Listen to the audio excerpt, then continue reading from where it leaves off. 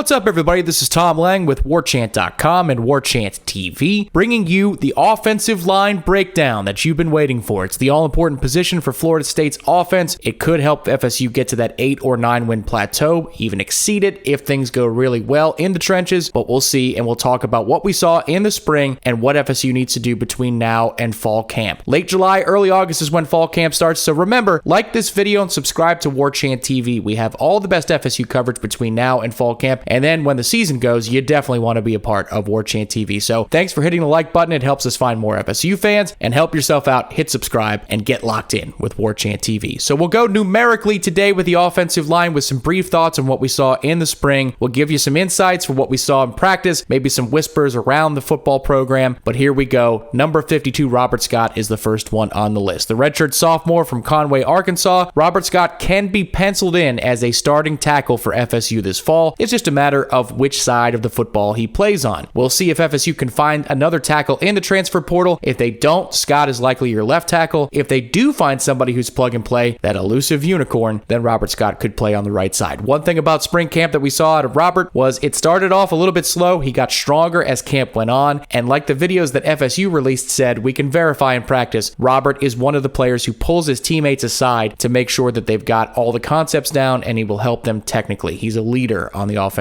line. Maurice Smith is up next, and this is a player who just needs to get bigger. 6'3", 271 pounds. He's got enough game experience for Florida State in the last couple of seasons, but if FSU wants to clear 8 or 9 wins this year, you've got to be bigger and stronger on the offensive line. 271 pounds is not going to cut it for Maurice Smith. There are also some snapping issues, but again, you love the experience. The question is, how much work can Maurice do with Coach Storms this offseason? How much good weight can he put on to enter the fray as a legitimate ACC offensive lineman? We shall see. Caden Lyles is the transfer center guard from Wisconsin. Caden, standing next to Maurice, tells you where you are and where you want to go, because Caden's size at 6'3", 321 pounds is not a misprint. This is a big dude. The question for Caden moving forward is, how much more consistent can he be in practice? And also, how many important reps is he going to get in fall camp? It looked like the coaching staff was bringing Lyles along slowly, probably with an intent to make sure that he understood the concepts and he was fully healthy, but in fall camp, it's go time. Is Lyles going to be the center for this group? And is it going to be a de facto position win for him? Or does he need more work? And might it be a situation where you're scratching your head 2 weeks into fall camp as to who the best option is? It'll be something we watch very closely at WarChant TV. Zane Herring is a depth offensive lineman who's a redshirt sophomore out of Madison, Florida. 6'5", 314, probably could lose some more bad weight. He's a player that cross-trained at guard in the upper tiers for FSU this spring. Might be an emergency player in this situation, but needs more work to become a contender as a starter. Bless Harris, the native of New Orleans, 6'5", 315. This is a player that we thought when he committed to Florida State and transferred to Florida State would be a floor raiser. He might actually be a starter. I was very impressed with Bless' work at right tackle this camp. I thought he was a steadying force on the right side for FSU's offensive line. There's a chance that maybe he could play guard as well, although we'd want to see a little bit more cross-training before making that call. Bless Harris looks like he's a contender to start for FSU in 2022. Rod Orr is one of the 2 offensive linemen that Mike Norvell said at the beginning of spring camp. This is a critical camp for him. The tackle at 6'6", 304 is a redshirt freshman out of Gadsden, Alabama, Gadsden City. He's still a project. You love the strength that he has in his base, but he's a little undersized up top, and he's still got a lot of things to work on. So Rod Orr is probably still a year away from contending for a starting job. It'll be somebody that FSU watches closely in fall and spring camps to come. Thomas Schrader, number 67 in your program at 6'5", 307. Coaching staff loved to see that Schrader was able to get up to full speed, have in-game quote-unquote reps and scrimmages this spring. Both Alex Atkins and Mike Norvell said he's going to be somebody who helps FSU this fall. FSU needs interior depth, so Thomas Schrader could be one of those as soon as this fall. Freshman Kaniah Charlton, 6'5", 346. Looked like he shed some bad weight during spring camp just by the sheer work that was done, but Charlton is clearly a player that fits the mold for FSU in that even at 340 plus pounds, he can get from A to B pulling on the offensive line. As an interior player, he can pull to the right, pull to the left. It's just a matter of making sure that he's an efficient player. You can see why FSU has him on campus. Lloyd Willis is an offensive tackle who, that was the other guy we mentioned before. Mike Norvell said Rod Orr needs to have a big camp. Well, they were also talking seriously about what Lloyd Willis needs to bring to the table. At 6'7", 293, the redshirt sophomore out of Miami is the pinnacle of what you're looking for getting off the bus. But does he have the athleticism? Does he have the mental toughness to be able to handle handle all things in Alex Atkins' offense and Mike Norvell's offense? That remains to be seen. It's an incomplete grade for spring practice. They were looking for an answer that allows them to shuffle some guys at the tackle position. Lloyd did not provide that. We'll see if fall camp is a different story. Dylan Gibbons is the anchor of the offensive line, and FSU held out Dylan Gibbons at times this spring because they know what they have at left guard. If there's anybody you can put an ink in a certain position as we stand right now, it's Dylan Gibbons playing left guard for Florida State in the fall of 2022. Darius Washington is a redshirt sophomore offensive lineman who FSU loves his versatility. Alex Atkins said he can play all 5 positions. They certainly cross-trained him at tackle and guard this spring. He still looks like a more natural tackle to me. We'll see if there's some work that's done either to his body to beef him up or just work in the film room to make sure that his technique is where it needs to be to play guard. Darius Washington should be a starter or a 6th man for the offensive line in 2022. It's just a matter of in fall camp, where does he fit most naturally? If it's tackle, you've got a bit of an issue because Bless Harris and Darius Washington both look to be better at right tackle than right guard, but we'll see how things develop in the fall. Bryson Estes, a redshirt freshman at McDonough, Georgia, 6'3", 300 pounds. As FSU was looking for more options, more depth options in the interior, Estes got some important reps in spring, and there were times he impressed. This might be a player in a year or so that contends for a starting job, but right now, if you had to circle the emergency players in the interior of the offensive line, until Thomas Schrader is healthy, Bryson Estes might be at the top of the list for FSU. And finally, true freshman Daughtry Richardson. He's going to be a tackle for FSU, number 78. If you see him in practice videos, 6'5", 285 out of Miami Central. A lot of raw technique issues for Richardson. Saw Alex Atkins having to coach him up pretty hard at different points this spring, but that's to be expected for a true freshman. He's got the frame. You can clearly see why he's here on campus, just like you could see with Kaniah Charlton. These guys have the abilities to play at the Power 5 level. If FSU's offensive line class that arrives in the summer is anything like the 2 guys that we saw in the spring, FSU is in good hands in 2024 and beyond. But how do you patchwork things between now and then? If there was one position of need in the transfer portal for Florida State this summer, it is the offensive line. Remember, subscribe right here to War Chant TV for the latest on FSU football, FSU sports. Hit the like button underneath the video. It helps us do even better work for you right here at War Chant TV, and we'll have position previews and updates all month long right here on War Chant TV. So, for your ultimate Seminole sports source, my name is Tom Lang, and we will talk to you next time.